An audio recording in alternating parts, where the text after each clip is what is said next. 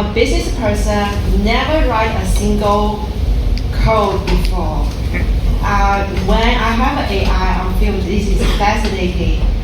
I'll try to share my best learning and best practice to help others. 1 year ago, I got laid off, and that was shocking in my life. And I believe that this is the job market these days, and it happened to a lot of people.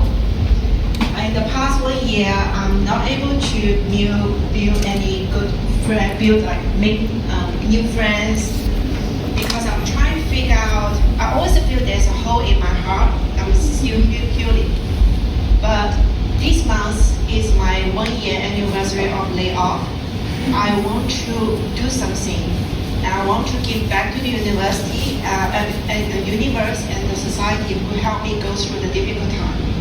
So I captured all the best practice. How did I quickly find a job after layoff? It's a combination of two philosophies. One is some proven success tracking methodology from the A Lot book. For example, never find job alone, how to nail the interview, such and such.